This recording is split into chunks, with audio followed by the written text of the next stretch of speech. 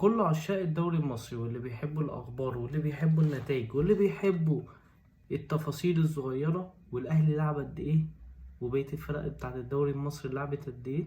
تعالوا نشوفوا دلوقتي سريعا هنعملوا إيه. اعتبرنا إن الأهلي لعب الثلاث ماتشات اللي متبقيين له، اللي هم حرس الحدود وبيراميدز والمصري البورسعيدي، واعتبار ان الفرق كلها لعبت 34 ماتش، يبقى كده الاهلي في الدوري المصري لعب 34 ماتش وبقيه الفرق لعبه 34 ماتش. طبعا تاني بطوله معانا وهي كاس العالم للانديه، فهو بقى دلوقتي النادي الاهلي لعب 4 ماتشات كاملين، مفيش اي فرقه مصريه لعبت عشان ما حدش بيوصل غيرنا يعني. نخش على البطوله الثالثه معانا اللي هو كاس مصر. كاس مصر النادي الاهلي لعب ماتشين والزمالك لعب 3 ماتشات وبيراميدز لعب 3 ماتشات، يعني هم دول متفوقين على النادي الاهلي بمباراه. انا بقى على السوبر المصري، فالسوبر المصري اتلعب ما بين فريقين، ما بين الاهلي لا مش الزمالك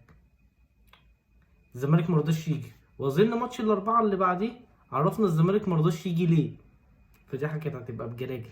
ما علينا. فالنادي الاهلي لعب في السوبر الافريقي السوبر المصري ما بين مين ومين؟